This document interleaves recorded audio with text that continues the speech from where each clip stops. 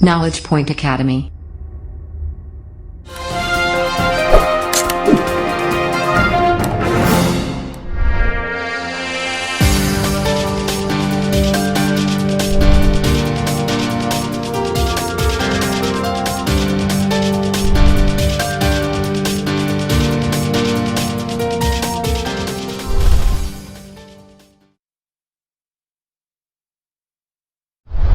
નમસ્કાર, સ્વાગત છે આપ સૌનું નોલેજ પોઈન્ટ એકેડેમીની યુટ્યુબ ચેનલમાં.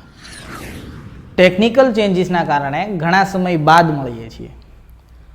જોઈએ આજે શું જોવાના છીએ તો કે આજે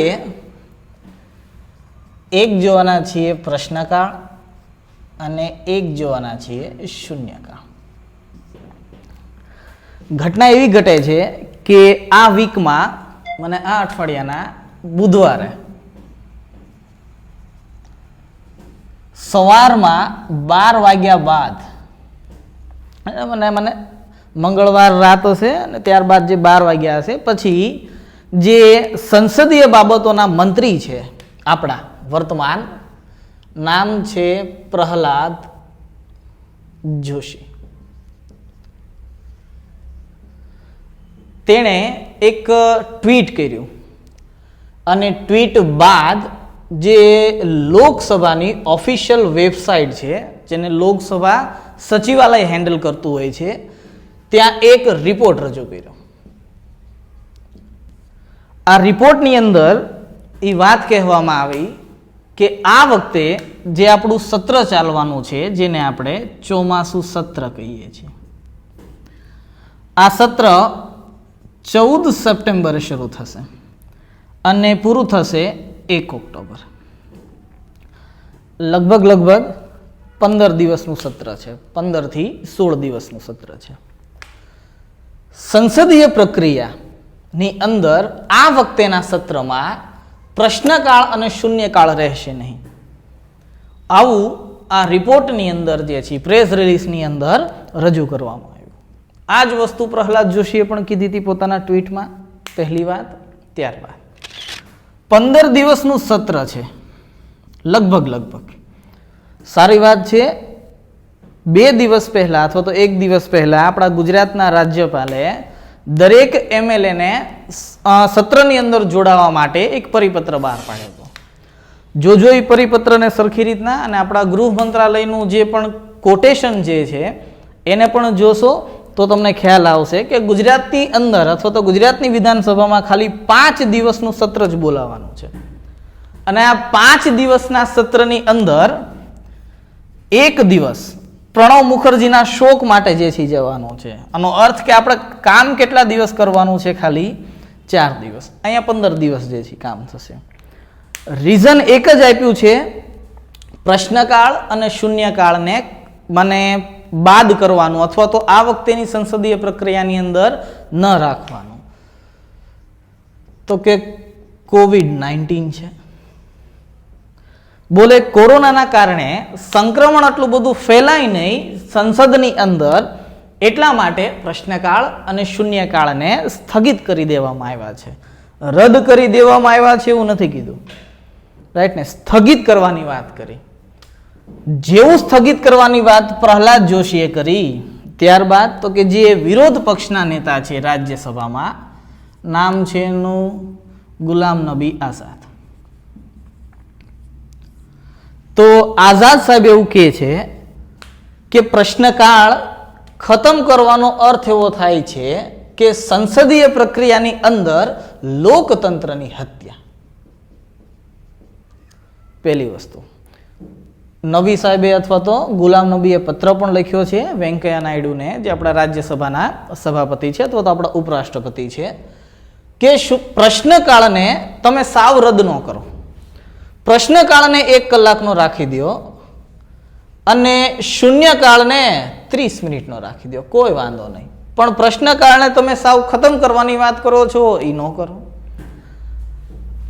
પ્રહલાદ જોશીને બીજો જે આન્સર આપ્યો એ આપ્યો હતો તૃણમૂલ કોંગ્રેસે, માને એના સાંસદ સદસ્ય.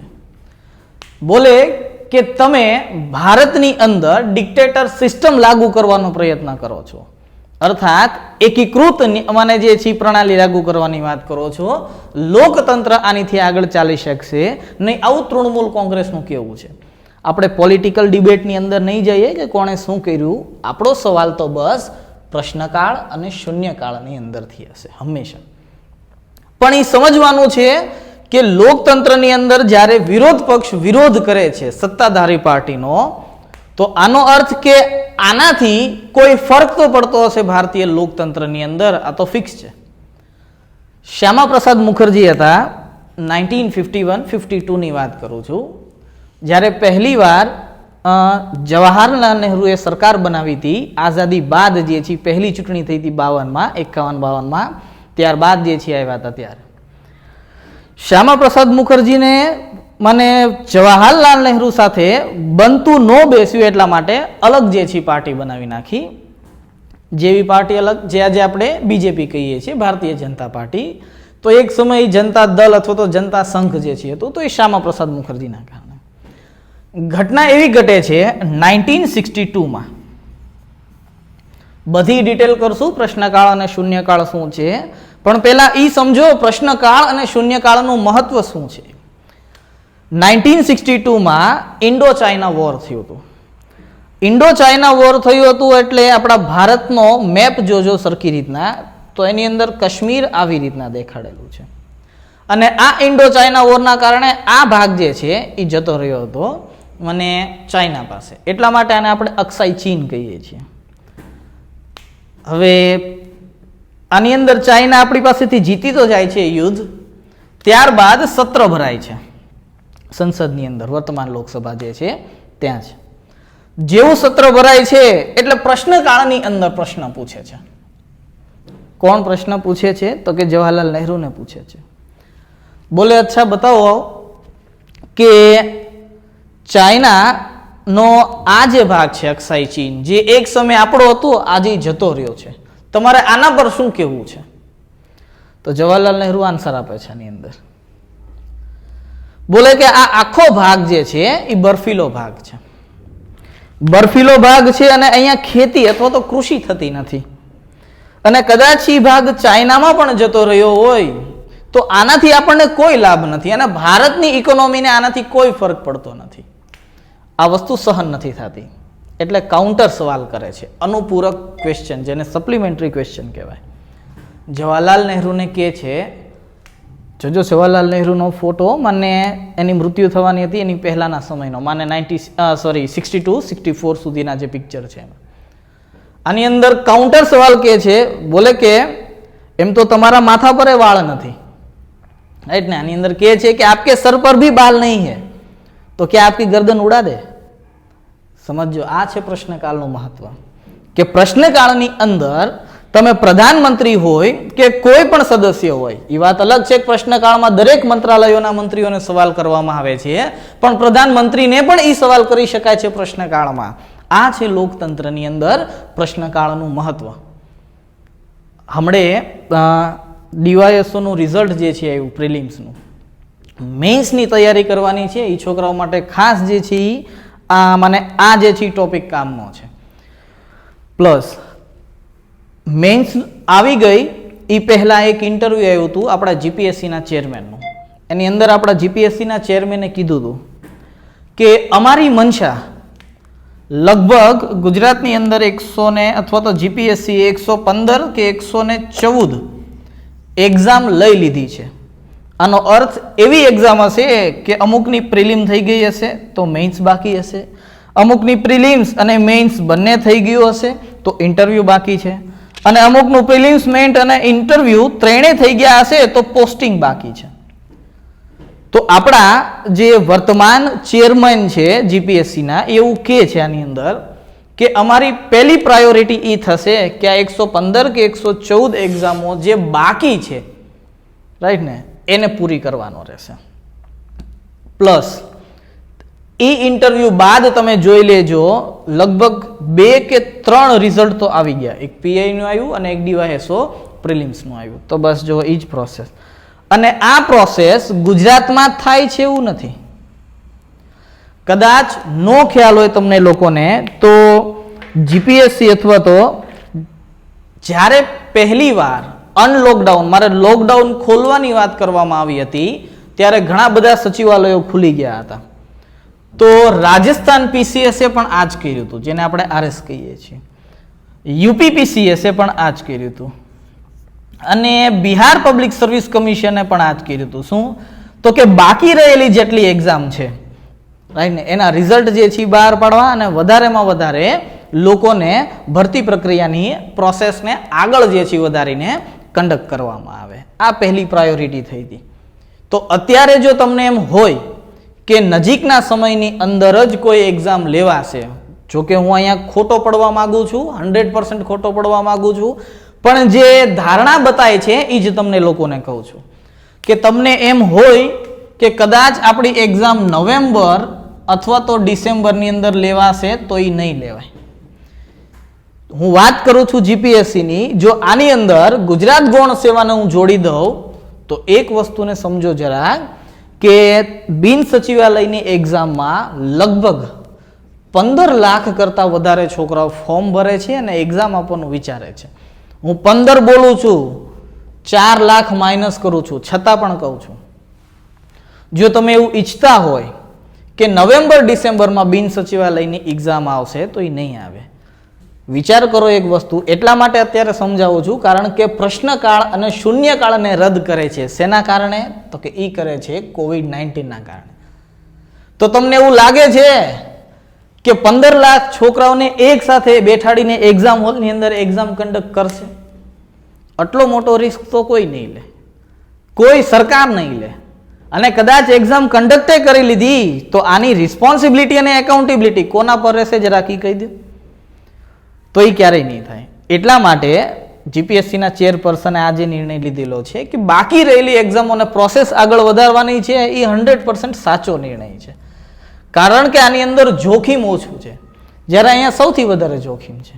પહેલી વસ્તુ. બીજી વસ્તુ, અહીંયા 15 લાખ છે અને સંસદીય પ્રક્રિયાની વાત કરીએ તો 545, 245. એના સચિવાલયની અંદર જેટલા પણ લોકો કામ કરતા હશે એ વસ્તુ અલગ છે, પણ એ 1 લાખ સુધી તો નહીં જ પહોંચે. 1 લાખ સુધી નહીં પહોંચે છતાં અહીંયા જોઈ લો કઈ વ્યવસ્થા કરી દીધી કે પ્રશ્નકાળ અને શૂન્યકાળ નહીં.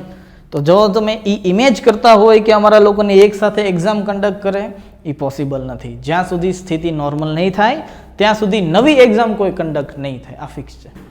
આટલું સમજ્યા? થોડુંક જે છે આગળ સમજીએ પ્રશ્નકાળ અને શૂન્યકાળની અંદર.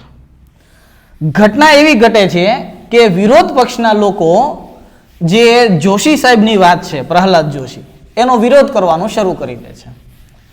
જેવું શરૂ કરી દે છે એટલે સરકાર થોડીક કાર્યની અંદર આવે છે, એક નવો નિર્ણય આપે છે. નવો નિર્ણય એ આપે છે કે પ્રશ્નકાળની અંદર 2 પ્રકારના પ્રશ્ન, રાઈટ ને, જો કે 4 પ્રકારના પ્રશ્નો હોય છે, પણ પહેલો પ્રશ્ન છે તારાંકિત અને બીજું છે અતારાંકિત. એકમાં આવે છે પૂરક અને એકને હોય છે અનુપૂરક. તારાંકિત પ્રશ્નોની અંદર અનુપૂરક પ્રશ્ન જે છે એ પૂછી શકો છો તમે. અતારાંકિત પ્રશ્નોની સંખ્યા 230 હોય છે. આગળ સમજાવીશ બધી વસ્તુ. તો સરકાર હવે એવું સ્ટેન્ડ લે છે આની અંદર કે તમે અતારાંકિત પ્રશ્નો પૂછી શકો છો. તમારે જેટલા પૂછવા હોય એટલા, કોઈ ના નહીં. તમને લિખિત ઉત્તર દરેક વસ્તુનો મળી જશે. પણ તમે જે આ કહો છો એ થશે નહીં. અર્થાત સરકાર અહીંયા સવાલોથી બચવાનો પ્રયત્ન કરે છે. હું આવું નથી કહેતો, વિરોધ પક્ષના લોકો કહે છે. પહેલી વસ્તુ. બીજી વસ્તુ, ત્યારબાદ એક નવો ચેન્જીસ કર્યો સચિવાલયે. એ ચેન્જીસ એ કર્યો કે જોજો તમે કે માની લો આ સંસદીય પ્રક્રિયાની કાર્યવાહી છે. સંસદીય પ્રક્રિયાની કાર્યવાહી 11 વાગે શરૂ થાય છે, ત્યારથી લઈને 12, 12થી લઈને 1, પછી પાછો 2 અને અહીંયા 6. 11થી લઈને 12 સુધીનો જે સમય છે સંસદીય પ્રક્રિયાની અંદર, એને આપણે કહીએ છીએ પ્રશ્નકાળ. અને 12થી લઈને 1 સુધીનો સમય હોય છે એને કહીએ છીએ આપણે શૂન્યકાળ. હવે સમજો આ વસ્તુને. હવે આ જે પ્રક્રિયા છે એના ઉપર આપણે ડિબેટ જ્યારે સંસદીય પ્રક્રિયા અથવા તો પૂર્ણ પ્રક્રિયા જોશું ત્યારે કરશું. આપણે અત્યારે આ 2 મહત્વના છે એટલે આની ઉપર જ ચર્ચા કરશું. લંચ પછી લોકો ઘરે જતા રહે છે એવું માની લેજો. આજે પ્રશ્નકાળને ચેન્જીસ કરી નાખ્યો છે. જો કે અંતિમ અધિકાર સંસદીય પ્રક્રિયાની અંદર અધ્યક્ષનો હશે અથવા તો પીઠાસીન અધિકારીનો હશે. પછી રાજ્યસભામાં સભાપતિ હોય કે લોકસભાની અંદર અધ્યક્ષ જે હોય છે. સમજો આ વસ્તુને. આ સંસદીય પ્રક્રિયાની રૂટીન પ્રક્રિયા છે. કોવિડ-19ના કારણે એક નવું જે છે બહાર આવ્યું, બોલે કે સમય હવે સવારના 9 થી લઈને 1 સુધીનો રહેશે અને ત્યારબાદ 3 થી લઈને 7 સુધીનો હશે. પહેલા દિવસે અર્થાત 14 સપ્ટેમ્બરે આ પ્રક્રિયા પૂર્ણ થશે. અર્થાત 9 વાગે સત્ર શરૂ થશે અને સાંજના 7 વાગ્યા સુધી ચાલશે. આ પહેલા દિવસની પ્રક્રિયાની વાત છે. પણ જેવું મને ડેટ બદલાઈ જશે 15 સપ્ટેમ્બર થી 1 ઓક્ટોબર સુધી, રાઈટ ને, આ પ્રક્રિયાની અંદર એક નવો ચેન્જ કરી નાખ્યો. બોલે 9 વાગ્યાથી લઈને 1 વાગ્યા સુધી રાજ્યસભા કામ કરશે અને 3 વાગ્યાથી લઈને 7 વાગ્યા સુધી લોકસભા કામ કરશે. સંક્રમણ ઓછું ફેલાય એના કારણે. તો વર્તમાન જે સ્થિતિ છે પ્રશ્નકાળ અને શૂન્યકાળની એ આવી રહેશે કે રાજ્યસભા 9 થી 1 વાગ્યા સુધી કામ કરશે, જેની અંદર તારાંકિત પ્રશ્નની અંદર અને અતારાંકિત પ્રશ્નોમાં 230 પ્રશ્નો લેવામાં આવશે પ્રશ્નકાળમાં. અને પ્લસ પ્રશ્નકાળ તો છે જ નહીં, બસ 15 દિવસ પહેલા જે કોઈ પ્રક્રિયા છે પ્રશ્નકાળની પૂરી કરવાની છે, આખી પ્રક્રિયા જોવાની છે આપણે. શૂન્યકાળ 1 કલાકનો છે, જોઈ લ્યો, 12 થી લઈને 1 વાગ્યા સુધી. સરકારે આની અંદર કીધું કે એ 30 મિનિટનો રહેશે, રાજ્યસભામાં પણ અને લોકસભામાં પણ. આ વ્યવસ્થા વર્તમાન પોઝિશન છે પ્રશ્નકાળની અને શૂન્યકાળની. હવે જોઈએ આપણે આની અંદર પ્રશ્નકાળ અને શૂન્યકાળને વિગતવાર શું છે. આપણા લોકતંત્રની અંદર જે વર્તમાન પ્રક્રિયા છે એની અંદર કોઈ પણ સાંસદ સદસ્ય હોય, કોઈ પણ, એ હંમેશા 2 રૂપથી ભાગ લે. સંસદની અંદર સાંસદ સદસ્ય અલગ છે, સંસદ અલગ છે. સાંસદ સદસ્ય જે પહેલી પ્રક્રિયાની અંદર ભાગ લે છે, આ પ્રક્રિયા એવી હોય છે કે પોતાની પાર્ટી તરફથી ભાગ લે, માને સંસદની પ્રક્રિયાની અંદર. આનો અર્થ સમજો કે પાર્ટી કોઈ વ્હીપ બહાર પાડે છે. હવે આ વ્હીપ શું છે તો કે આની ઉપર જ્યારે ડિટેલમાં ચર્ચા કરશું ત્યારે વાત, પણ એક પાર્ટી વ્હીપ બહાર પાડે છે. જેમ કે બજેટનું કોઈ સત્ર ચાલતું એની અંદર બજેટ રજૂ કરવાનું હોય ત્યારે વ્હીપ બહાર પાડે. કોઈ બિલ પાસ કરવાનું હોય તો એના ફેવરમાં કે એના વિરોધમાં મને વોટ આપવાના છે ત્યારે જે છે વ્હીપ બહાર પાડે છે. તો કોઈ પણ સાંસદ સદસ્ય એક આ પ્રક્રિયાથી સદનની અંદર ભાગ લે છે કે એ પોતાના પાર્ટીનો એક મેમ્બર હોય છે. આની વિરુદ્ધ એ ક્યારેય વોટિંગ કરશે નહીં. જો આની વિરુદ્ધ વોટિંગ કરશે તો આગળની પ્રક્રિયા અલગ રીતે થશે.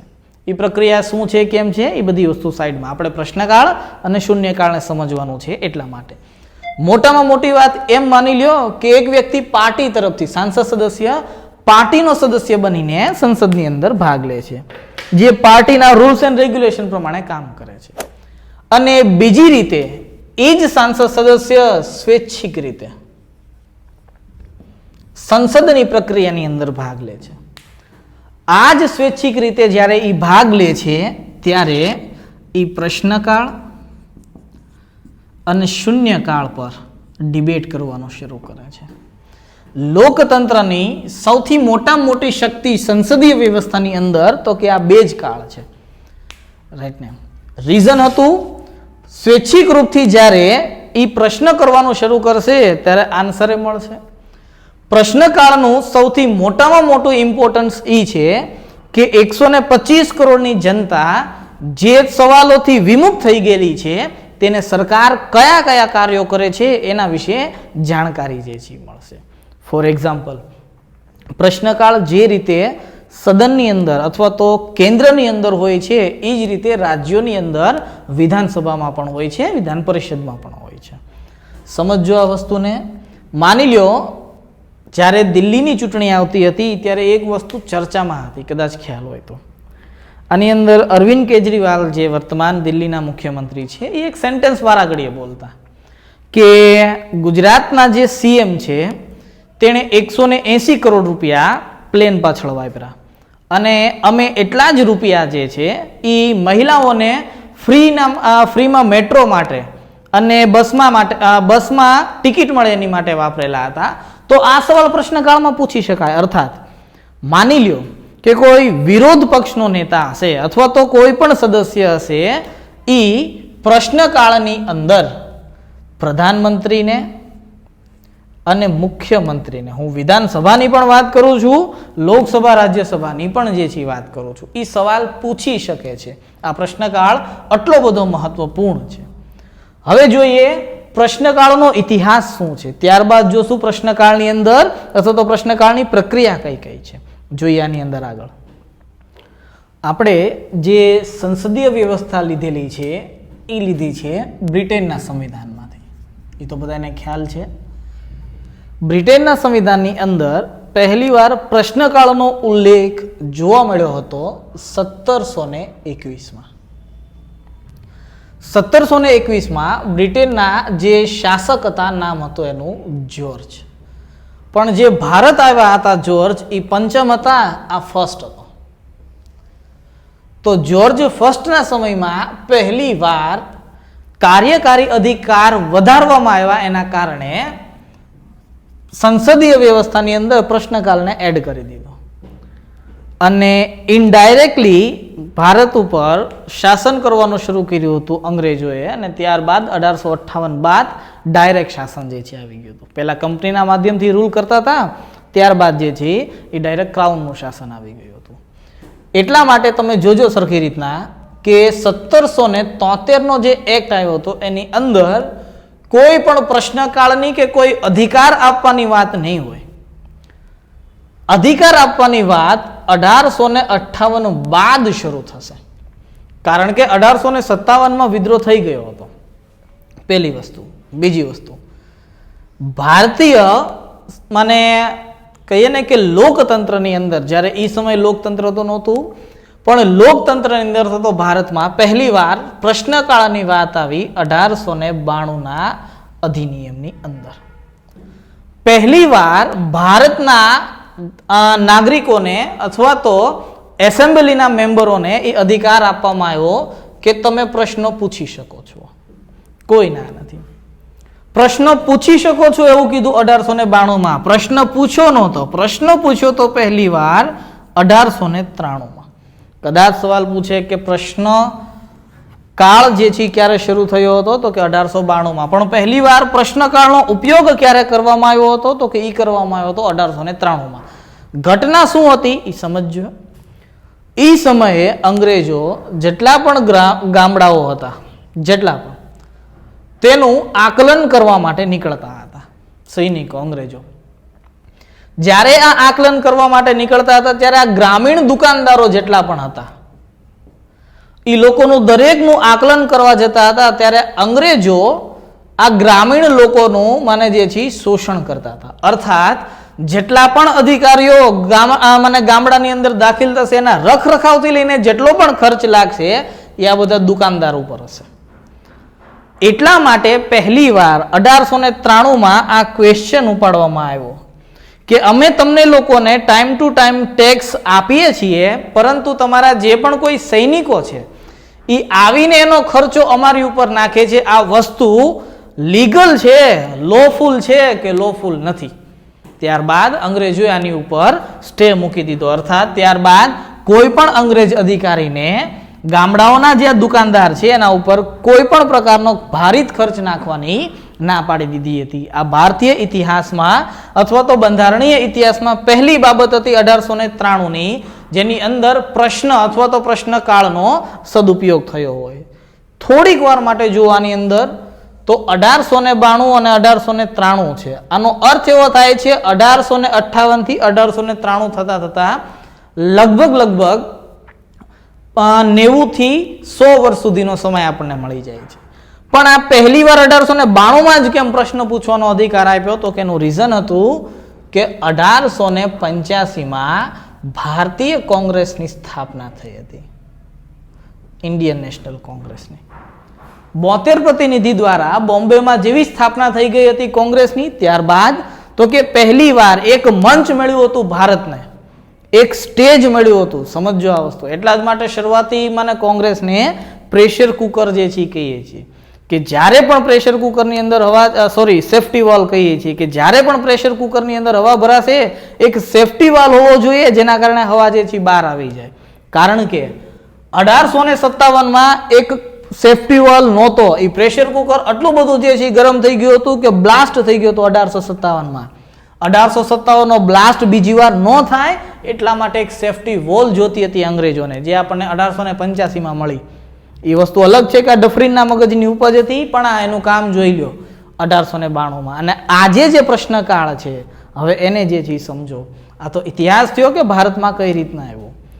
શરૂઆતમાં જ્યારે પ્રશ્નકાળ ભારતની અંદર આઝાદી બાદ જે છે લાગુ કરવામાં આવ્યો તો આની પ્રકૃતિ સાવ અલગ હતી. અલગ હતી અર્થાત 1952ની અંદર માત્ર લોકસભામાં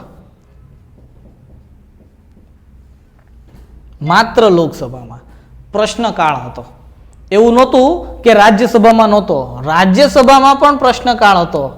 પણ આ બંનેમાં ડિફરન્સ એ છે કે 1952માં લોકસભાની અંદર દરરોજ માને જે છે ડેલી પ્રશ્નકાળ થતો. અર્થાત જેટલું પણ સત્ર ચાલશે એની અંદર 1 કલાક પ્રશ્નકાળને આપવામાં આવશે. જ્યારે રાજ્યસભાની અંદર પ્રક્રિયા અલગ હતી. 52ની અંદર વાત કરું છું, 1952ની. વીકની અંદર કોઈ 2 દિવસ જ એવા હશે કે જે રાજ્યસભાની અંદર પ્રશ્નકાળ કરવામાં આવશે. હવે એ 2 દિવસ કયા હશે એ નક્કી કરવાનો માને અધિકાર રાજ્યસભાના સભાપતિ પાસે હતો. ત્યારબાદ પ્રશ્નકાળનું મહત્વ થોડુંક જે છે વધ્યું. એટલા માટે 1962 બાદ રાજ્યસભાને પણ એ મંજૂરી આપી દીધી કે તમે રોજ ક્વેશ્ચન અથવા તો પ્રશ્નકાળ કરી શકો છો. 1962 થી લઈને આજ સુધી તમે જોઈ લ્યો હંમેશા પ્રશ્નકાળ જે છે એ સત્રની અંદર 1 કલાકનો જે છે હશે. એ વસ્તુ અલગ છે. કોવિડ-19ની બીમારી મહામારીના કારણે આ વખતે નથી રાખ્યો, પણ હા આપણે કોમન જે છે વાત કરીએ છીએ. પ્લસ 1962 બાદ પ્રશ્નકાળ તો શરૂ કરી દીધો, પણ આનાથી શું થયું ખ્યાલ છે? તો કે 1962ની અંદર એવો કોઈ પ્રચાર પ્રસાર નહોતો થતો. બસ લોકો પાસે ઇન્ફોર્મેશનના જે સોર્સ હતા ને એ બહુ ઓછા હતા. જે રીતે ગુજરાત સરકારની અંદર અથવા તો ગુજરાતનો દરેક વિદ્યાર્થી જે સરકારી નોકરીની તૈયારી કરે છે, હું એની વાત કરું છું કે 2014 પહેલા જે ઇન્ફોર્મેશન સોર્સ હતા ને એ બહુ ઓછા હતા. એટલા માટે 2014 પહેલાના પેપર જોજો, કેટલો મસ્તીનો સવાલ પૂછે છે કે ગુજરાતમાં કેટલા કિલોમીટર દરિયા કિનારો છે? તો જવાબે આપણે એવો આપીએ છીએ કે 1600 કિલોમીટર છે. કેમ તો કે બીજા સોર્સ જ નહોતા. ગુજરાત પોર્ટલ હતું જ નહીં 2014 પહેલા, તો ઇન્ફોર્મેશન ક્યાંથી મળશે? સમજો આ વસ્તુને. પ્લસ એ ખબર જ નહોતી પડતી વિદ્યાર્થીઓને કે ગુજરાતની પાક્ષિક વાંચવી જોઈએ, જે દર 15 દિવસે બહાર પડે છે. સમજો આ વસ્તુ અહીંયા જ લાગુ પડશે કે અહીંયા સોર્સ નહોતા કે લોકો સુધી આ ઇન્ફોર્મેશન પહોંચી શકે. જે કોઈ હતું એ બસ ન્યૂઝપેપર હતું.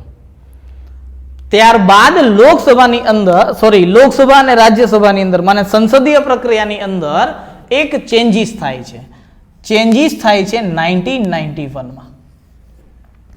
જોકે આ ચેન્જીસ ખાલી સંસદીય પ્રક્રિયામાં નથી થતો, સમગ્ર ભારતમાં થાય છે. કારણ કે અહીંયા એક નવી વ્યવસ્થા લાગુ પડે છે, લિબરલાઇઝેશન, પ્રાઇવેટલાઇઝેશન એન્ડ ગ્લોબલાઇઝેશન. આખી એલપીજી વ્યવસ્થા જે લાગુ કરવામાં આવે છે, આનાથી શું થયું? તો કે 1991 પહેલા જો તમે ભારતની કલ્પના કરશો તો એવા બહુ ઓછા ઘર હશે જ્યાં તમને ટીવી જોવા મળશે. ટીવી જોવા તો મળશે, પણ એવા ટીવી બહુ ઓછા હશે જે કલર હશે. રંગીન ટીવી નહીં હોય. બસ ઓલા જૂના મને જે છે ટીવી હશે, ઓલા શટરવાળા, અને ઊભા થઈને ત્યાં જઈને ચકડી જે છે ફેરવવામાં આવતી હતી, જેની અંદર 12 ચેનલો આવતી હતી. તો બસ આ જ ટીવી હતા. એલપીજીના કારણે શું થયું? તો કે ભારતની અંદર ટીવી આવ્યા, રંગીન ટીવી આવ્યા. અને 12ની જગ્યાએ ડાયરેક્ટ 99 ચેનલ આપી દીધી, અલગ અલગ. જોઈ લેજો આજે કેટલી બધી ચેનલ. આજે તો જે ફ્રી ડીશ છે તો મફતમાં ઘણી બધી ચેનલો જે આપે છે. તો આ વ્યવસ્થા એલપીજીના કારણે 1991માં થઈ.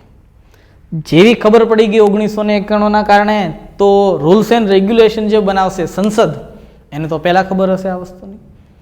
તો સંસદે 1991માં એક નવો રૂલ્સ કર્યો. રૂલ્સ એ કરી દીધો કે લોકસભાનું લાઈવ પ્રસારણ શરૂ કરી દીધું. જેવું લાઈવ પ્રસારણ શરૂ કર્યું તો હવે તો કે પ્રશ્નકાળે દેખાશે, શૂન્યકાળે દેખાશે અને સંસદીય પ્રક્રિયા દેખાશે. જે 3 વાગ્યાથી લઈને 6 વાગ્યા સુધીની જે ડિબેટ હોય છે એ આખી. શું થયું આનેથી?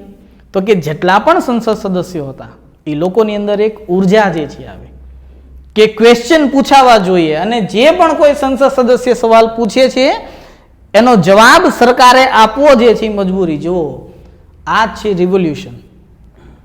1991ના એલપીજીના ફાયદાની અંદર એક ફાયદો આ છે કે સંસદીય ડિબેટ લાઈવ થવા લાગી. આના કારણે લોકોની અંદર જાગૃતતા વધવા લાગી. લોકોની અંદર જેવી જાગૃતતા વધવા લાગી, ક્વેશ્ચનના અલગ અલગ રૂપ જે છે બદલાવા લાગ્યા, અને લોકોની સામે સાચું આ લોકતંત્રની સાચી શક્તિ છે. એટલે કહીએ છીએ કે હંમેશા લોકતંત્રની અંદર વિરોધ પક્ષ મજબૂત હોવો જોઈએ. નબળો વિરોધ પક્ષ હંમેશા લોકતંત્રની હત્યા કરે છે. આ વાત સાવ સાચી છે. કારણ કે સત્તાધારી પક્ષને સવાલ જ નહીં પૂછે તો લોકોની સામે સાચી વસ્તુ આવશે કઈ રીતે? અને અત્યારે એમ કે છે કે પ્રશ્નકાળ જ નહીં, તો આનો અર્થ એવો કે સવાલ પૂછવાના જેટલા પણ અમારે જે છે ડોર છે એ તમે બંધ કરી દેવા માંગો છો. આનાથી લોકતંત્ર જે છે એ નબળું જે છે એ પડે છે. આ તો પ્રશ્નકાળનો ઇતિહાસ. હવે જોઈએ પ્રશ્નો કેટલા પ્રકારના છે. હવે જોઈએ પ્રશ્નકાળની અંદર જે પ્રશ્ન પૂછવામાં આવે છે તેના વિશે. પહેલો સવાલ કે કોઈ પણ સદસ્ય, સાંસદ સદસ્ય સ્વૈચ્છિક રૂપે કયા પ્રશ્ન પૂછી શકે છે? તો જેટલી પણ પુસ્તકો તમે જોશો એની અંદર એક જ વસ્તુ કહેશે કે સાર્વજનિક મહત્વના પ્રશ્ન. પહેલો સવાલ એ છે કે આ સાર્વજનિક મહત્વ તમે કહેશો કોને? એ ડિફાઇન ક્યાંય કરેલું નથી, પહેલી વસ્તુ. બીજી વસ્તુ, ડેફિનેશન સાર્વજનિક મહત્વની ક્યાંય જોવા નહીં મળે, પણ અમુક ક્રાઇટેરિયા આની અંદર નક્કી કરેલા છે. જેમ કે 125 કરોડની જનતાની જે પણ કોઈ સામાજિક, રાજનૈતિક, આર્થિક, ધાર્મિક અથવા તો સાંસ્કૃતિક બાબત પર જે પણ કોઈ મને નિર્ણય લેવામાં આવશે, અથવા તો કોઈ વિધેયક ખરડો બનાવવામાં આવશે, અથવા તો બની ગયેલા ખરડા પર સવાલ કરવામાં આવશે, આ બધા જે પણ કોઈ વિષયો હશે, સામાજિક, રાજનૈતિક, આર્થિક, ધાર્મિક, સાંસ્કૃતિક વિષયો હશે, આને કહેવામાં આવે છે સાર્વજનિક મહત્વના. અર્થાત આનો અર્થ સમજજો. માની લ્યો કોઈ સરકાર એક પુલનું નિર્માણ કરે છે. કોઈ પણ પુલ તો બનાવે છે અને એ પુલને 2 થી 3 વર્ષ થાય છે અને પડી જાય છે. તો બિહાર હોય કે લોકસભા હોય, માને બિહારની વિધાનસભા હોય કે કેન્દ્રની માને લોકસભા હોય, તો એની અંદર એ સવાલ પૂછી શકે છે કે ફલાણી સરકારે, જો રાજ્ય સરકારે બનાવેલો હતો તો એ, અથવા તો કેન્દ્ર સરકારે બનાવેલો હશે તો એને એ સવાલ કરી શકે છે કે આ પુલ તમે આટલા કરોડ રૂપિયાની અંદર બનાવ્યો અને તમે પ્રોમિસ કરેલો હતો કે આટલા વર્ષ સુધી તો આ પુલ રહેવાનો છે, પરંતુ પુલ રહ્યો નથી. તો તમે આટલા રૂપિયા જે વાપરા છે ક્યાં, કોને, કઈ રીતે આપેલા અને આ પુલનું નિર્માણ કઈ રીતના કર્યું, એનો જવાબ આપ. આ છે પ્રશ્નકાળની અંદર સાર્વજનિક મહત્વના પ્રશ્નો. કે ઈ બાબતો જે ડાયરેક્ટલી કે ઇનડાયરેક્ટલી ભારતની જનતાને લાગુ પડતી હશે અથવા તો ટચ કરતી હશે એવી બાબતને સાર્વજનિક મહત્વના પ્રશ્નો કહીએ છીએ અથવા તો બાબતો કહીએ છીએ. પહેલી વસ્તુ. બીજી વસ્તુ, લાસ્ટ વસ્તુ હશે ભારતની જનતા. કારણ કે સંવિધાનની અંદર પ્રિએમ્બલમાં જ શરૂ થાય છે કે વી ધ પીપલ ઓફ ઇન્ડિયા, અર્થાત કે હમ ભારત કે લોગ અથવા તો અમે ભારતના નાગરિકો. જે પણ કોઈ વસ્તુ ઇફેક્ટ કરશે ડાયરેક્ટલી કે ઇનડાયરેક્ટલી, એનો અંતિમ સોર્સ ભારતની જનતા હશે. જનતાને માને જે પણ કોઈ બાબતો લાગુ પડશે એને કહેવામાં આવે છે સાર્વજનિક મહત્વ, કે એ દરેક લોકોનું મહત્વ જોવે છે, હિત જોવે છે. સાર્વજનિક મહત્વના પ્રશ્નો પ્રશ્નોકાળની અંદર પૂછવામાં આવે છે. એ કોઈ પણ પૂછે છે, સત્તાધારી પાર્ટીનો સદસ્ય પણ પૂછી શકે છે અને કોઈ વ્યક્તિ અથવા વિરોધ પક્ષનો સાંસદ સદસ્ય પણ આની અંદર એ વસ્તુ પૂછી શકે છે. આટલું સમજ્યા? હવે જોઈએ પ્રશ્ન કેટલા પ્રકારના છે. ઘણી બધી બુકની અંદર પ્રશ્ન 3 પ્રકારના જોવા મળશે અને ઘણી બુકની અંદર પ્રશ્ન 4 પ્રકારના જોવા મળશે. લોકસભા સચિવાલયે જે ઓર્ડિનરી બુક્સ આપેલી છે નિયમાવલી, એની અંદર 4 પ્રકાર બતાવેલા છે, બાકી બધી જગ્યાએ 3 પ્રકાર જે છે બતાવેલા છે. પહેલો જે પ્રશ્ન પૂછી શકાય છે એને કહેવામાં આવે છે તારાંકિત પ્રશ્ન. ત્યારબાદ જે સેકન્ડ છે એ છે અતારાંકિત પ્રશ્ન. નાની એક્ઝામની અંદર જે પણ કોઈ સવાલ આવશે એ હંમેશા આ 2 પ્રશ્ન પર જ સવાલ આવશે. ત્યારબાદ જે ત્રીજું મહત્વનું સૌથી ઇમ્પોર્ટન્ટ છે એને કહેવામાં આવે છે અલ્પ સૂચનાના પ્રશ્ન.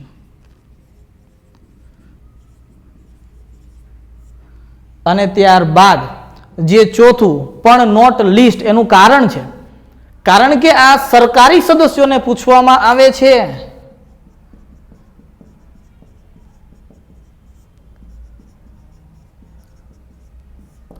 આ ગેરસરકારી સદસ્યોને પૂછવામાં આવે છે. ગેરસરકારી સદસ્યોને પૂછવામાં આવતા પ્રશ્નો, આ એનો ચોથો ભાગ છે. અર્થાત પ્રશ્નકાળની અંદર સામાન્ય રૂપથી 3 પ્રશ્નો પૂછવામાં આવે છે અને ઇમ્પોર્ટન્સ હોય ત્યારે 4 પ્રશ્ન પૂછવામાં આવે છે. પણ સૌથી વધુ મહત્વના કયા છે? 2 પ્રશ્નો, તારાંકિત, અતારાંકિત, અને ત્યારબાદ છે અલ્પ સૂચનાના પ્રશ્નો. જો કે છેલ્લા 10 વર્ષની અંદર ક્યારેય પણ અલ્પ સૂચનાના પ્રશ્નો પૂછવામાં નથી આવ્યા. આપણા લોકતંત્રને તમારે જેવું ગણવું હોય ગણી શકો છો, સમયનો અભાવ ગણવો હોય તો પણ ગણી શકો છો, અને જવાબદેહીથી પોતાની એકાઉન્ટેબિલિટીથી બચવા માટે કદાચ આ કાર્ય કર્યું હોય તોય ખબર નથી. એ સંસદ સદસ્યોને ખબર હશે અથવા તો જે તે સરકારને ખબર હશે. લાસ્ટ 10 યર સમજો, 1 દશકા સુધી આ પ્રશ્ન લોકસભાની અંદર થતા જ નથી. એટલે જ કહીએ છીએ કે સમજો, કોઈ પણ લોકતંત્ર મજબૂત હશે કે નબળું હશે એનો અંતિમ નિર્ણય તો જનતાના હાથમાં હશે. જો જનતા કાબિલ અને લાયક સદસ્યોને નિયુક્ત કરશે, ચૂંટશે, તો કોઈ સવાલ જ નથી. એટલા જ માટે ભીમરાવ આંબેડકર જ્યારે માને જે સંવિધાન સોંપે છે રાજેન્દ્ર પ્રસાદને, ત્યારે ભાષણમાં એક વસ્તુ બોલે છે કે સંવિધાન નિર્માતાઓએ સંવિધાન તો બનાવી દીધેલું છે, પણ આ સંવિધાનને સફળ બનાવવું કે નિષ્ફળ બનાવવું એ સંવિધાનની અંદર અથવા સંસદમાં બેઠેલા જે સદસ્યો છે એના પર આધાર રાખશે. તો 10 વર્ષની અંદર અલ્પ સૂચનાના કોઈ પણ પ્રશ્ન પૂછાયેલા નથી, પહેલી વસ્તુ. ત્યારબાદ હવે જોઈએ તારાંકિત પ્રશ્ન શું છે, અતારાંકિત પ્રશ્ન શું છે અને અલ્પ સૂચનાના પ્રશ્ન શું છે. જોઈએ આની અંદર વિગતવાર.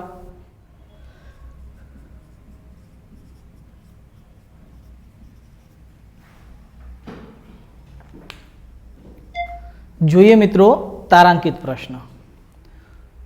પહેલો સવાલ કે તારાંકિત પ્રશ્નનું ચયન કઈ રીતે થશે, મને નક્કી કયા થશે કે તારાંકિત પ્રશ્નો કેટલા હશે અને કઈ રીતે હશે, અથવા તો કયો પ્રશ્ન સભાની અંદર પૂછવામાં આવશે. તો લોકસભાની વાત કરીએ તો 545 મેમ્બર છે. તારાંકિત પ્રશ્ન 545 માંથી કેટલા સદસ્યો પૂછી શકે છે? તો આન્સર છે તારાંકિત પ્રશ્ન કોઈ પણ સદસ્ય પૂછી શકે છે, કોઈ પણ. અર્થાત પ્રધાનમંત્રી પણ પૂછી શકે છે. એ વાત અલગ છે, પ્રધાનમંત્રી ક્યારે પૂછશે નહીં, કારણ કે લાસ્ટમાં તો એ રિપોર્ટ એની પાસે જવાની હોય છે હસ્તાક્ષર માટે, એટલા માટે. પણ હા, પ્રધાનમંત્રી પણ પૂછી શકે છે રેલવે મંત્રાલયને અથવા તો કોલસા મંત્રાલયને કે કોઈ વીજ મંત્રાલયને પૂછી શકે છે. સમજો, સવાલ તો કોઈ પણ સદસ્ય કોઈ પણ મંત્રીને કરી શકે છે. આમ સવાલ કેવો હોવો જોઈએ? તો કે સાર્વજનિક મહત્વના વિષયનો હોવો જોઈએ. જેવો તેવો સવાલ આવશે નહીં, પહેલી વસ્તુ. બીજી વસ્તુ, તારાંકિત પ્રશ્ન કઈ રીતે નક્કી કરવામાં આવશે? તો સમજો, માની લ્યો કે 545 ક્વેશ્ચન આપવામાં આવે છે. કોને આપવામાં આવે છે? તો કે લોકસભા સચિવાલયને આપવામાં આવે છે. પહેલી વસ્તુ તો સવાલ એ છે કે જે છોકરો આજે કન્ફ્યુઝ છે આ વાતને લઈને, સમજજો. આજે આપણે લોકસભા અને રાજ્યસભામાં બંને જગ્યાએ ડિબેટ જોઈએ છીએ. તો એની અંદર જોજો તમે સરખી રીતના કે કોઈ વિરોધની અંદર કોઈ સદસ્ય ઊભો હશે, એના હાથમાં એક કાગળ હશે. આ જે કાગળ હશે, બરાબર ને, એ ગ્રીન કલરનું હશે. ગ્રીન માને લીલું, લીલા કલરનું હશે. અને એક સવાલ પૂછશે અને ગુહાર લગાવશે કે અધ્યક્ષ મહોદયા, लेफ्ट हैंड में पेपर हसे ना, जो कि अध्यक्ष महोदया मैं आपसे आपके माध्यम से ये पूछना चाहता हूं हमारे मंत्री जी से कि बताइए फलाना फलाना, माने जे कोई सवाल हसे आखो रीड करी जैसे, राइट ने. पछी जे पण कोई अध्यक्ष हसे ई पूछसे ई सदस्य ने कि और कुछ पूछना है, राइट ने. पछी जे पण कोई मंत्रालयनो, मानी ल्यो के एणे कोळसा मंत्रालयना मंत्रीने पूछ्યું હશે અથવા તો ફાઇનાન્સ મિનિસ્ટરને આ સવાલ પૂછ્યો હશે, તો ફાઇનાન્સ મિનિસ્ટરને કહેશે अध्यक्ष છે કે अच्छा आप इसका उत्तर दीजिए. 5 મિનિટનો સમય આપે છે અને પછી એની ઉપર થોડી ઘણા જે છે અનુપૂરક પ્રશ્નો પૂછે છે. તો આની અંદર એ ફાઇનાન્સ મિનિસ્ટર કે જે પણ કોઈ મંત્રાલયનો મંત્રી હશે એ કાગળ હાથમાં લે છે ને ગ્રીન કલરનો જ હશે, એ પણ માને કાગળ જે છે જોઈ લેજો સરખી રીતના. તો એ ગ્રીન કલરનો કાગળ હાથમાં લઈને આન્સર આપે છે. કોને? તો કે જેણે સવાલ કરેલો હશે સદસ્યને એને. સવાલ એ છે અહીંયા કે જે પણ કોઈ સદસ્ય સવાલ કરવાનો છે એ આ મંત્રીને કઈ રીતના ખબર હશે કે એ સવાલ આ જ કરવાનો છે અને એનું આખે આખું લિસ્ટેડ એની પાસે કઈ રીતના પડ્યું હશે? સમજો આ વસ્તુને. એ કઈ ભગવાન તો છે જ નહીં. બસ શું થાય છે તો કે સચિવાલય 15 દિવસ પહેલા તારાંકિત પ્રશ્ન પોતાની પાસે મગાવી લે છે. પૂછે છે કે તમારે જેટલા પણ સવાલ કરવા છે ને કોઈ વાંધો નહીં, આવા દો સવાલ. સવાલ કેટલા દિવસ પહેલા મગાવે છે? 15 દિવસ પહેલા સવાલ મગાવે છે. માની લ્યો 15 દિવસ સવાલ 15 દિવસ પહેલા સવાલ જે છે લાવે છે, ત્યારબાદ આ સવાલોને 5 ગ્રુપની અંદર વિભાજિત કરે છે. જેટલા પણ સવાલ હશે બધાય મંત્રાલયોને અથવા તો 5 ગ્રુપને એક એક સવાલ જે છે અથવા તો જેટલા જેટલા સવાલો હશે જે મંત્રાલય એ બધા આપી દેવામાં આવશે. હવે તો કે જે દિવસે બેઠક હશે, જે પણ કોઈ દિવસે, એ બેઠકના 5 દિવસ પહેલા, રાઈટ ને. યાદ કરો એક ઘટના જે આપણે નાના હતા અથવા તો હજી પણ જોઈએ છીએ કે ઓલા ભવિષ્ય જે જોતો હોય એ જ્યોતિષને યાદ કરો. એ શું કરે છે તો કે પોતાની પાસે એક પોપટ રાખે છે અને કાર્ડ રાખેલા હોય છે, રાઈટ ને.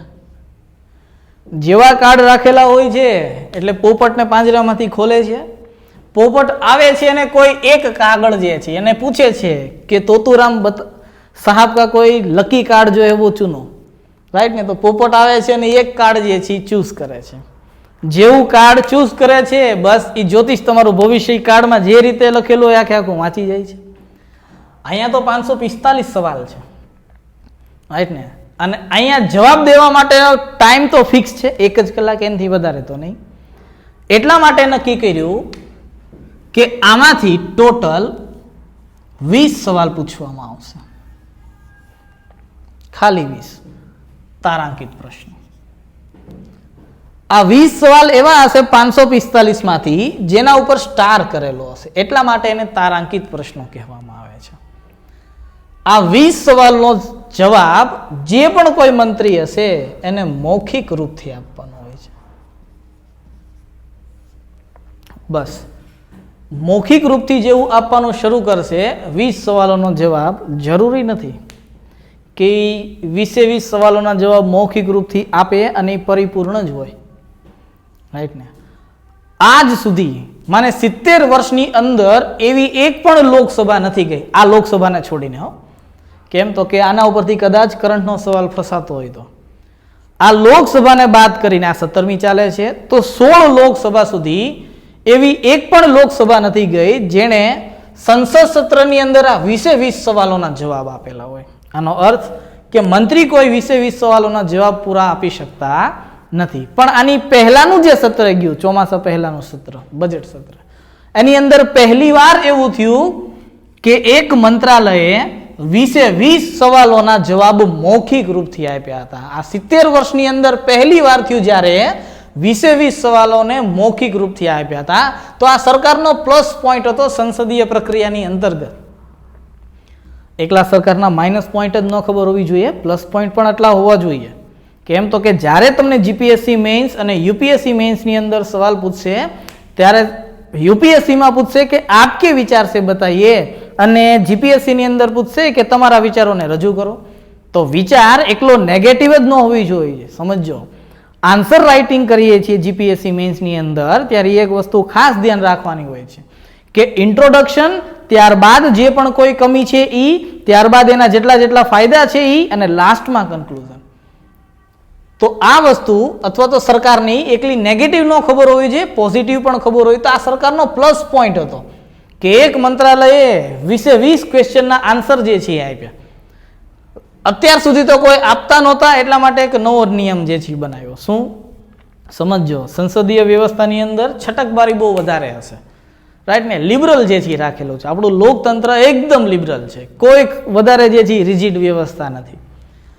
તો 20 સવાલના જવાબ ન આપી શકે તો એટલા માટે એ વ્યવસ્થા કરી નાખી કે કોઈ પણ સદસ્ય ઓછામાં ઓછા 5 સવાલના જવાબ આપશે.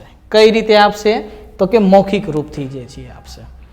કોઈ પણ સાંસદ સદસ્ય કોઈ પણ એ હંમેશા એક દિવસમાં એક જ વાર પ્રશ્ન પૂછી શકે છે. કયો પ્રશ્ન? તારાંકિત પ્રશ્ન. અર્થાત માની લો મોટામાં મોટું એક્ઝામ્પલ આપીએ કે ગુલામ નબી આઝાદ જે વિરોધ પક્ષના જે નેતા છે એ કોઈ પણ મંત્રાલયને એક દિવસમાં એક જ વાર તારાંકિત પ્રશ્ન પૂછી શકશે. પછી એને એવું લાગે કે આજે મેં કોલસા મંત્રાલયને પૂછી લીધું છે તો હવે આજે હું ફાઇનાન્સ મિનિસ્ટરને પણ પૂછીશ, આજે હું બ્રોડકાસ્ટ મિનિસ્ટરને પૂછીશ, નહીં ચાલે. સમજો, કારણ કે આ જે વ્યવસ્થા છે 545 ઉપર લાગુ કરવાની છે ને. કોઈ એક વ્યક્તિને તો ચહેરો નથી બનાવવાનો. 545 125 કરોડની જનસંખ્યાનું પ્રતિનિધિત્વ કરે છે. કોઈ એક વ્યક્તિ 125 કરોડની જનસંખ્યાનું પ્રતિનિધિત્વ કરતો નથી. એટલા માટે આ વ્યવસ્થા બનાવી રાખી છે. પહેલી વસ્તુ, 5 દિવસનો ટાઈમ તો આપી દે છે જે તે મંત્રાલયને કે તમારી પાસે આ સવાલ આવી ગયા છે, એટલા માટે જ 15 દિવસ પહેલા જે છે એ સવાલ મગાવી લે છે સદસ્યો પાસેથી. તમારે જે પણ કોઈ સવાલ પૂછવા હોય પૂછી શકો છો. 15 દિવસ પહેલા આપી દે છે. ત્યારબાદ 5 દિવસ 10 દિવસ સચિવાલયમાં રહે છે. 5 દિવસ જે દિવસે સવાલ પૂછવાનો હોય એના 5 દિવસ પહેલા એ મંત્રાલયને આપી દે છે સવાલ. કારણ કે તમે આ સવાલ ઉપર ડિબેટ જે છે સરખી રીતના કરી શકો. પહેલી વસ્તુ. બીજી વસ્તુ, તારાંકિત પ્રશ્નની અંદર એવું કહેવામાં આવે છે અને એ વ્યવસ્થા લાગુ પણ છે કે તમે કોઈ પણ અનુપૂરક પ્રશ્ન પૂછી શકો છો. હવે અનુપૂરક પ્રશ્ન પાછા બે રીતે પૂછાય. માની લ્યો આપણે થોડીક વાર પહેલા ગુલામ નબીનું જે છે એક્ઝામ્પલ આપ્યું, તો ગુલામ નબીએ સવાલ કર્યો હોય બ્રોડકાસ્ટ મિનિસ્ટરને. હવે આ સવાલથી અથવા તો આ સવાલના જવાબથી ગુલામ નબી સંતુષ્ટ નથી, એને હજી વધુ ક્લેરિફિકેશન જોઈએ છે, તો એ પાછો એક સવાલ કરી શકે છે ફરી વખત. કોને? બ્રોડકાસ્ટ મિનિસ્ટરને. માની લો હજી એ સંતુષ્ટ નથી તો ફરી વખત બીજી વાર સવાલ પૂછી શકે છે. અર્થાત કોઈ એક સવાલને લઈને કોઈ એક સદસ્ય વધુમાં વધુ કેટલા અનુપૂરક પ્રશ્ન પૂછી શકે છે? તો કે 2 પ્રશ્ન પૂછી શકે છે. આને સપ્લિમેન્ટરી ક્વેશ્ચન પણ કહેવામાં આવે છે, રાઈટ ને? કે મૌખિક રૂપથી સપ્લિમેન્ટરી અને અનુપૂરક પ્રશ્ન સંવૈધાનિક ભાષા છે. સામાન્ય ભાષાની અંદર આને કાઉન્ટર ક્વેશ્ચન કહેવાય કે આ સવાલથી સંતુષ્ટ નથી એટલા માટે ફરી વખત એક સવાલ કર્યો, હજી આ ક્લિયરિફિકેશનથી સંતુષ્ટ નથી એટલા માટે બીજી વાર જે છે આ સવાલ કર્યો. આવું 2 વાર તો થાય છે. પ્લસ આ સવાલ ભલે ગુલામ નબીએ કર્યો હોય પણ એવું જરૂરી નથી કે 244 સદસ્યોમાંથી કોઈ એક સદસ્યને જ આ જવાબ જોતો હોય. એટલા માટે સભાપતિ પાસે અથવા તો અધ્યક્ષ પાસે અથવા તો પીઠાસીન અધિકારી પાસે એ અધિકાર હોય છે કે અનુપૂરક પ્રશ્ન અન્ય 3 સદસ્યોને પણ પૂછવા માટે કહી શકે છે. અર્થાત સરળ ભાષામાં કે કોઈ એક પ્રશ્નને લઈને વધુમાં વધુ કેટલા અનુપૂરક પ્રશ્ન પૂછી શકાય છે? તો કે 5 અનુપૂરક પ્રશ્નો પૂછી શકાય છે. આ વસ્તુ ખાસ જે છે ધ્યાન રાખજો, કારણ કે આ પૂછે છે કે કોઈ એક તારાંકિત પ્રશ્નમાં વધુ કેટલા અનુપૂરક પ્રશ્નો પૂછાય? તો કે 5 અનુપૂરક પ્રશ્નો પૂછાય છે. આ 5 અનુપૂરક પ્રશ્નો કેવા હોય છે? તો કે મૌખિક પ્રશ્ન હોય છે. તારાંકિત પ્રશ્નો કઈ રીતે પૂછવામાં આવે છે? મૌખિક રૂપથી પૂછવામાં આવે છે. પ્લસ કેટલા દિવસ પહેલા મગાવે છે? 15 દિવસ પહેલા મગાવે છે. અને લાસ્ટ પૂછે કે આ પ્રશ્ન કયા કલરના પેપર પર લખવામાં આવે છે? તો એ ગ્રીન કલરના પેપર પર લખવામાં આવે છે. આ હતા આપણા તારાંકિત પ્રશ્નો. હવે જોઈએ આની અંદર અતારાંકિત પ્રશ્નો છે. હવે જોઈએ મિત્રો અતારાંકિત પ્રશ્નો. તારાંકિતનું ઓપોઝિટ છે અતારાંકિત પ્રશ્ન. આપણે તારાંકિત પ્રશ્ન એટલા માટે કહેતા હતા કારણ કે એની અંદર સ્ટાર લાગેલો હતો. આમાં કોઈ સ્ટાર લાગેલો નથી, પહેલી વસ્તુ. બીજી વસ્તુ, તારાંકિત પ્રશ્નના જવાબો આપણને હંમેશા, જો કે પૂછી તો કોઈ પણ શકે છે, અતારાંકિત પ્રશ્ન પણ કોઈ પણ પૂછી શકે, તારાંકિત પ્રશ્ન પણ કોઈ પણ પૂછી શકે છે. અતારાંકિત પ્રશ્નોની અંદર જે જવાબ આપવાના હોય છે એ લિખિત રૂપથી આપવામાં આવે છે, પહેલી વસ્તુ. બીજી વસ્તુ, અતારાંકિત પ્રશ્નો માટે જે કાગળ વપરાય છે એ સફેદ કાગળ હોય છે. પૂછશે આ કાગળ કદાચ, રાઈટ ને, કે તારાંકિત પ્રશ્ન કયા કાગળમાં હોય છે, અતારાંકિત પ્રશ્ન કયા કાગળમાં હોય છે? તો ધ્યાન રાખજો, આ જે છે એ સફેદ કાગળની અંદર હોય છે. આની પહેલા તારાંકિત પ્રશ્નો હતા એ ગ્રીન કાગળની અંદર હોય છે. તારાંકિત પ્રશ્નોને પૂછવા માટે 15 દિવસ પહેલા નોટિસ આપવી પડે છે. તો આમાં પણ કેટલા દિવસ પહેલા નોટિસ આપવી પડશે? 15 દિવસ પહેલા નોટિસ આપવી પડશે. 545 સવાલ પૂછેલા હોય છે. એમાંથી આપણે કેટલા સવાલ સિલેક્ટ કરતા હતા તારાંકિત પ્રશ્નોમાંથી? તો કે 20. જ્યારે આમાંથી કેટલા સિલેક્ટ કરવામાં આવે છે? તો કે 230 સવાલો. જો અહીંયા સવાલોની સંખ્યા વધી જાય છે. આ સવાલ જે હોય છે એ ફેક્ચ્યુઅલ બેઝ હોય છે.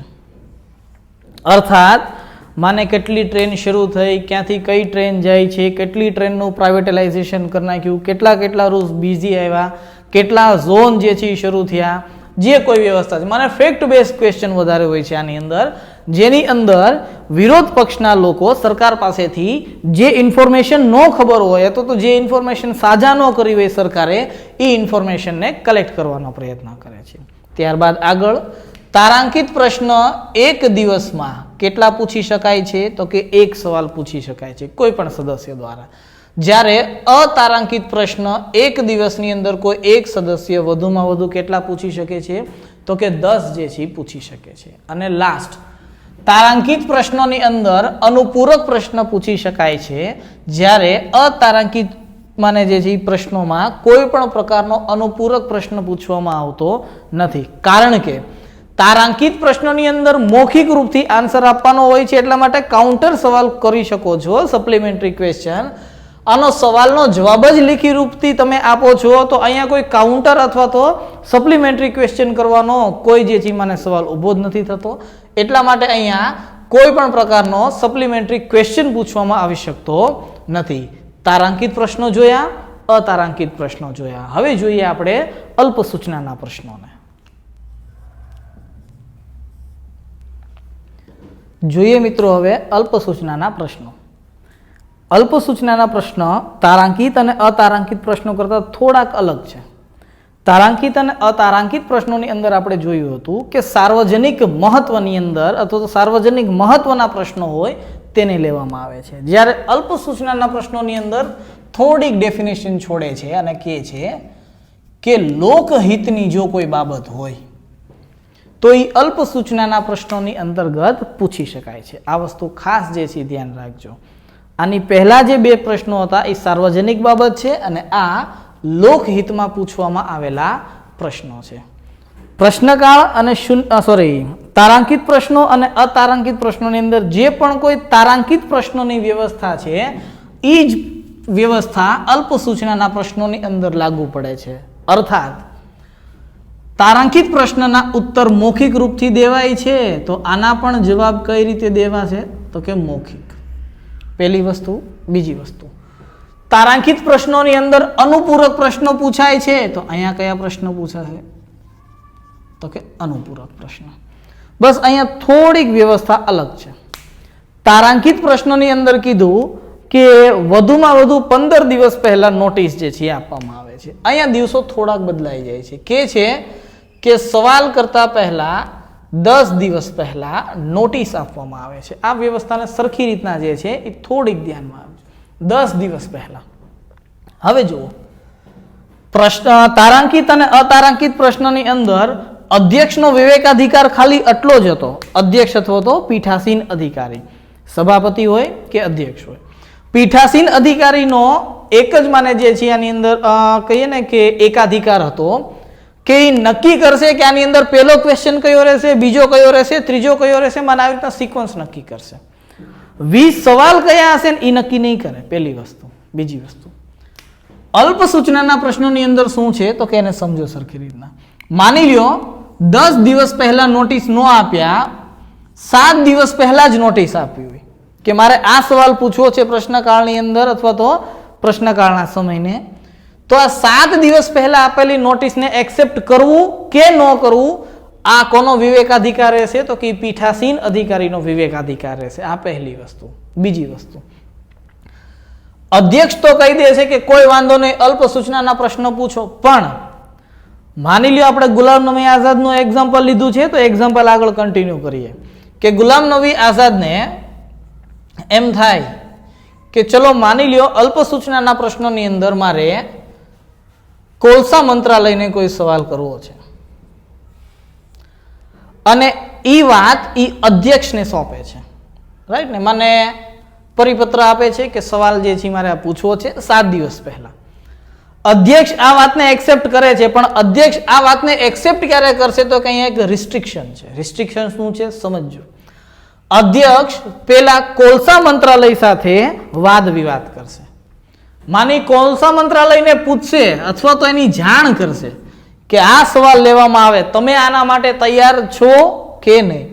જો કોલસા મંત્રાલય એમ કહે છે કે નહીં અમે આ સવાલના જવાબ દેવા માટે તૈયાર છીએ, તો અધ્યક્ષ આ સવાલને એક્સેપ્ટ કરે છે, સ્વીકારે છે. અને જો કોલસા મંત્રાલય આના માટે તૈયાર નહીં હોય અને અધ્યક્ષને ના પાડી દેશે કે આ સવાલ માટે અમે તૈયાર નથી, તો અધ્યક્ષ આ સવાલને એક્સેપ્ટ કરશે નહીં. આ અલ્પ સૂચનાનો સૌથી નેગેટિવમાં નેગેટિવ પોઈન્ટ છે. એટલા માટે લાસ્ટ 10 યર 10 વર્ષથી એક પણ અલ્પ સૂચનાનો પ્રશ્ન પૂછવામાં આવેલો નથી. સભાની અંદર અથવા તો સંસદીય વ્યવસ્થામાં છેલ્લા 10 વર્ષમાં કોઈ પણ પ્રકારનો અલ્પકાલીન પ્રશ્ન પૂછવામાં આવેલો નથી. આપણે 3 જે છે પ્રશ્નોના પ્રકાર જોયા છે: તારાંકિત, અતારાંકિત અને અલ્પ સૂચનાના પ્રશ્નો. આ લીગલ જે છે એ હતા. લીગલ હતા મને બધા લીગલ જ છે, પણ આ સંસદીય પ્રક્રિયાનો એક ભાગ છે. એક લાસ્ટ પણ લિસ્ટમાં નથી, મેં તમને કીધું કે ગેર સરકારી સદસ્યોને પૂછવામાં આવતા પ્રશ્નો. હવે આને સમજો, આ શું છે? ગેર સરકારી સદસ્યોને પૂછવામાં આવતા પ્રશ્નો અર્થાત કોણ થશે તો કે જે વિપક્ષની અંદર બેઠેલો હશે એવો સદસ્ય. તમે કોઈ પણ સદસ્યને સવાલ કરી શકો છો, પણ ક્યારે તો કે એની માટે સંસદે ઘણા બધા ક્રાઇટેરિયા મૂકેલા છે. બધા ક્રાઇટેરિયા નહીં, પણ થોડા ક્રાઇટેરિયા જોઈએ. જેમ કે માની લો તમે કોઈ સદસ્યને સવાલ પૂછવા માંગો છો, કોઈ પણ, તો આ સદસ્યને સવાલ તમે ત્યારે જ પૂછી શકશો જ્યારે તે સદસ્યનો સંબંધ જે તે વિધેયક સાથે હોય, અથવા તો જે પણ કોઈ સંસદીય વ્યવસ્થાની અંદર એના નામનો ઉલ્લેખ થતો હોય તો જ તમે આ સદસ્યને સવાલ પૂછી શકો છો. અન્યથા તમે કોઈ પણ પ્રકારનો સવાલ ગેર સરકારી સદસ્યોને પૂછી શકતા નથી. પ્રશ્નકાળની અંદર આ 4 જે છે ઇમ્પોર્ટન્ટ સવાલ છે એ પૂછવામાં જે છે આવે છે. હવે જોઈએ પ્રશ્નોની અથવા તો પ્રશ્નકાળની આગળની વ્યવસ્થા. હવે જોઈએ મિત્રો પ્રશ્નોની પ્રકૃતિ. અર્થાત પ્રશ્નો હોવા કેવા જોઈએ, પ્રશ્નકાળમાં કયા કયા પ્રકારના પ્રશ્ન પૂછાય છે એ તો આપણે જોઈ લીધું.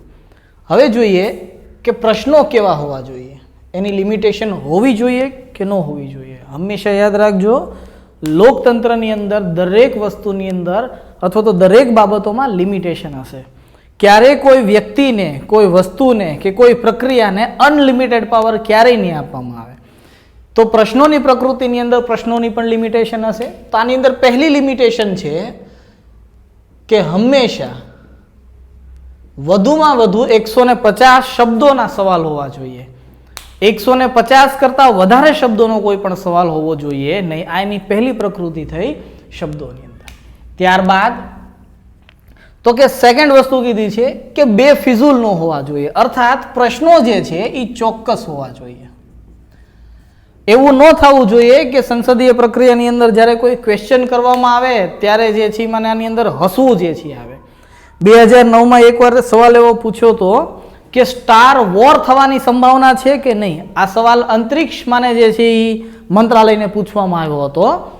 તો આવા સવાલ ન હોવા જોઈએ જેના કારણે મને સંસદીય પ્રક્રિયાની અંદર હસવું જે છે આવે. એવું પણ ન હોવું જોઈએ કે સંસદનો ટાઈમ જે છે ખોટો બરબાદ થવો જોઈએ. આવા સવાલ પૂછીને પહેલી વસ્તુ. અને લાસ્ટ સૌથી ઇમ્પોર્ટન્ટ, હંમેશા સવાલ એવો જ હોવો જોઈએ જે સરકારના જે ભારત સરકારના ઉત્તરદાયિત્વ ની અંતર્ગત હોવો જોઈએ. ભારત સરકારના ઉત્તરદાયિત્વની બહાર નીકળીને કોઈ પણ સવાલ પૂછવાનો થતો નથી. આ ત્રણ પ્રકૃતિ આપેલી છે પ્રશ્નો પૂછવા માટેની. અને લાસ્ટમાં તો કે સંસદીય નિયમાવલી બનાવેલી છે જેની અંદર સંસદ કઈ રીતના ચાલશે એ વ્યવસ્થાનો ઉલ્લેખ છે. તો આની અંદર એક નિયમ છે, નિયમ 41. આ 41 નો ક્લાઉડ 2 છે એની અંદર આપેલું છે કે પ્રશ્નો કેવા હોવા જોઈએ. અર્થાત પ્રશ્નોની પ્રક્રિયા અથવા તો પ્રશ્નોનું સ્વરૂપ કેવું હોવું જોઈએ એ આ નિયમની અંદર આપણને જોવા મળે છે. હવે જોઈએ આગળ પ્રશ્નોની સંખ્યા. પહેલો સવાલ તો આની પહેલા જ કહી દીધું જ્યારે પ્રશ્નકાળ સમજાવ્યું ત્યારે કે 1952માં પ્રશ્નોની સંખ્યા નક્કી નહોતી કે કેટલી પૂછવે, પણ વર્તમાનમાં અત્યારે નક્કી કરી નાખી છે કે વધુમાં વધુ 250 શબ્દો પૂછાશે એક દિવસની અંદર, જેમાંથી 20 સવાલ તારાંકિત હશે, 230 સવાલ જે છે એ અતારાંકિત પ્રશ્નો હશે. પ્રશ્નકાળની અંદર હું વાત કરું છું. અલ્પ સૂચનાના પ્રશ્નને જો તમારે પૂછવા હોય તો એ તમે અલગથી પૂછી શકો છો, પણ આ બેને મળીને ટોટલ કેટલા પ્રશ્નો પૂછાય છે એક દિવસમાં? તો કે 250 સવાલો. હવે જોઈએ લાસ્ટ પ્રશ્નકાળની અંદર અમુક અપવાદ છે. અપવાદની અંદર કદાચ સવાલ બનાવે તો બનશે કે પ્રશ્નકાળ ક્યારે નથી રાખવામાં આવતો. મને કયા કયા દિવસે પ્રશ્નકાળ રાખવામાં આવતો નથી? તો આની અંદર પહેલો દિવસ છે કે જ્યારે રાષ્ટ્રપતિ બંને સદનોને અથવા તો બંને ગૃહમાં એક સાથે સંબોધિત કરતા હોય ત્યારે ક્યારેય પણ પ્રશ્નકાળ કરવામાં આવતો નથી. અર્થાત પ્રશ્નકાળ તે દિવસે દેખાશે નહીં આખી સંસદીય પ્રક્રિયાની અંદર. આ પહેલી વ્યવસ્થા. બીજી વ્યવસ્થા, એક્ઝામ્પલ આપું છું કે માની લ્યો 14 સપ્ટેમ્બરે જે સંસદનું સત્ર શરૂ થવાનું છે ચોમાસાનું, ત્યારે શનિવાર આવતો હોય 14મી સપ્ટેમ્બર. તો આવા દિવસમાં માને આજે શનિવાર છે, જ્યારે બેઠકનો પહેલો દિવસ શનિવાર હોય છે ત્યારે પ્રશ્નકાળ આની અંદર જોવા મળતો નથી. અને ત્યારબાદ તો કે અંતિમ નિર્ણય તો અધ્યક્ષનો જ રહેશે કે પ્રશ્નકાળ રાખવો કે ન રાખવો. રાઈટ ને? તો એ સંસદીય સચિવાલય આખે આખો નક્કી કરશે કે પ્રશ્નકાળ રાખવો કે ન રાખવો. તો આ ત્રણ અપવાદ છે પ્રશ્નકાળની અંતર્ગત કે પ્રશ્નકાળ રાખવો કે ન રાખવો, આ અપવાદની અંદર છે. હવે લાસ્ટ જોઈએ આજના લેક્ચરનું શૂન્યકાળ. જોઈએ મિત્રો લાસ્ટ શૂન્યકાળ. તો શૂન્યકાળની કોઈ ડેફિનેશન નથી અને શૂન્યકાળ વિશે મને લોકસભા સચિવાલયની અંદર કોઈ મને પૂરતું સ્થાન પણ નથી શૂન્યકાળને. પણ હા, આના નામથી જ તે મને આટલું બધું ફેમસ છે કે વાત ન કરો. પ્રશ્નકાળ બાદ જો સૌથી ઇમ્પોર્ટન્ટ હોય તો એ છે શૂન્યકાળ. શૂન્યકાળની અંદર કદાચ પૂછે કે પ્રશ્નકાળ બાદનો સમય જે છે 12 થી લઈને 1 વાગ્યા સુધીનો, આને કહેવામાં આવે છે શૂન્યકાળ. કોમન સવાલ છે, આની ઉપર વધારે જે છે ચર્ચા નહીં કરીએ. શૂન્યકાળને આપણે કહીએ છીએ 0 hours.